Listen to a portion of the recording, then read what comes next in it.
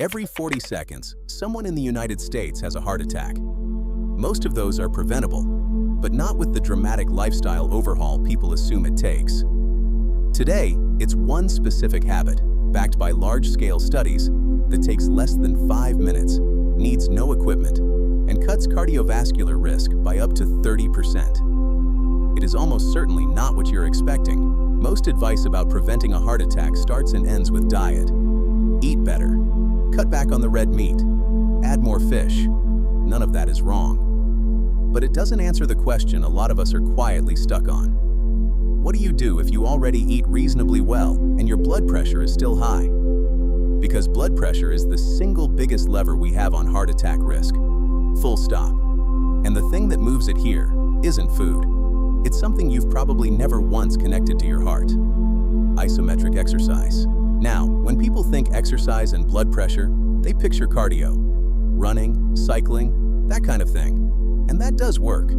But in 2023, a paper in the British Journal of Sports Medicine turned that assumption on its head. Led by researcher Jamie Edwards, it pooled around 270 randomized trials and roughly 15,000 participants, ranking every major training type head-to-head: aerobic exercise, dynamic resistance training, combined training, high-intensity intervals, and one category most people have never heard of: isometric exercise training. When the researchers ran their formal ranking analysis, isometric training came out on top for both systolic and diastolic pressure, ahead of every other category, and not by a small margin. On average, it lowered systolic blood pressure by 8 to 10 millimeters of mercury, and diastolic by around 4.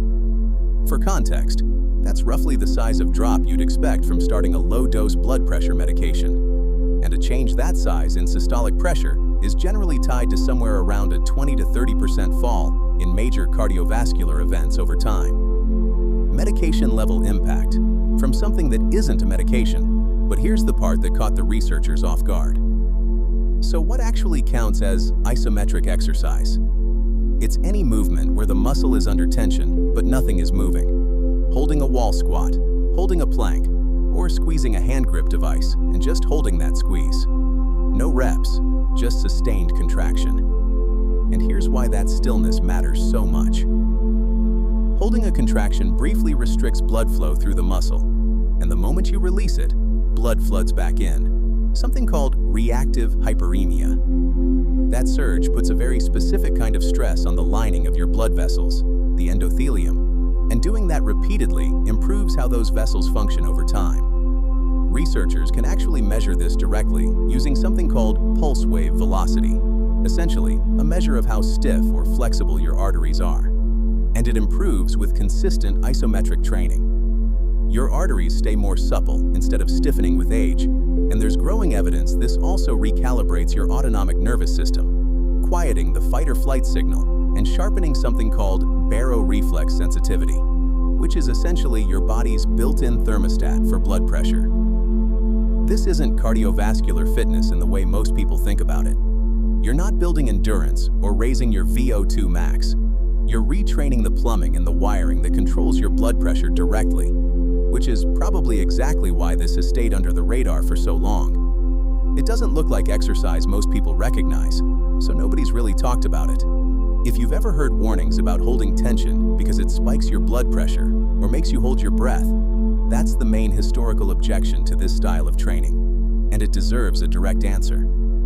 The concern is something called the Valsalva maneuver, straining against a closed airway, which can spike pressure sharply and genuinely isn't something you want if you already have significant heart disease. But the protocols used in these trials specifically avoid that. You breathe normally the whole way through the hold, in and out, never held. That's one of the more important cues if you try this yourself.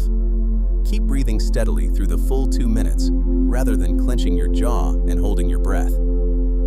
Done properly, the mechanism we just walked through works safely for the vast majority of people. None of this matters, though, if you don't know exactly how to do it. And this is where it gets almost suspiciously simple. First, and the one you can start today with zero equipment, the wall squat. Lean your back against a wall. Slide down until your knees sit at roughly a right angle, like you're sitting in an invisible chair, and hold it. Most of the trials use 2 minutes of holding, 1 to 2 minutes of rest, repeated 4 times, around 8 to 10 minutes total, including the rests. But even a single 2-minute hold most days moves the needle, which is really where the 5-minute version of this habit comes from. Second, the hand grip squeeze, which works absolutely anywhere. On the sofa, at your desk, waiting on the kettle. Squeeze at around 30% of your maximum grip strength. Hold for 2 minutes, rest, and alternate hands across 4 sets. A cheap hand dynamometer helps you find that 30% accurately, though a rolled towel or just a firm fist works fine to start. Third, consistency beats intensity here. The research shows 3 sessions a week is enough to see measurable change within about 8 to 10 weeks. But if you want this to actually stick as a habit, rather than a routine you keep skipping, doing a small version daily tends to win out. Attach it to something you already do without thinking, brushing your teeth, waiting for the kettle, and it stops requiring willpower at all. Fourth, and I want to say this clearly, if you already have uncontrolled high blood pressure, existing heart disease, or you're on blood pressure medication, check with your doctor before starting this, especially the wall squat. Holding a contraction does briefly raise your blood pressure during the hold itself, before any of the benefit shows up afterward. For most people, that's completely fine. If you're already in a higher risk category, get it checked first. But knowing the protocol still leaves one question hanging. Does 2 minutes a day actually add up to anything? Or is this just a neat statistic that falls apart in real life? So here's where this lands. Every 40 seconds, someone in this country has a heart attack, and a huge share of that risk sits quietly in resting blood pressure, building for years before anything actually happens. By the time you finish a single 2-minute wall squat, several more people somewhere in the country will have joined that statistic. This habit won't change that number for all of them. But out of everything I've read on this, the detail that actually stayed with me wasn't the blood pressure figure.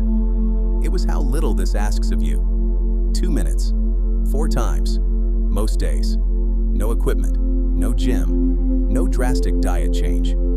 Compare that to the 20, 30, 45 minutes a lot of exercise advice asks for. Minutes plenty of us genuinely don't have on a normal week. Not instead of medication if you need it, alongside it. If you want an easy way to track that 30% grip number, search for a basic hand dynamometer. Brands like Camry or Baseline show up as solid, well-reviewed options. It's also worth picking up a home blood pressure monitor if you don't already have one, so you can track your own numbers over the following weeks instead of guessing. I've got no relationship with any of these brands. No sponsorship. They just come up well when you look. Next time, I want to get into sleep and its relationship to cardiovascular risk, because that data is just as overlooked as this. Stick around, and I'll see you in the next one.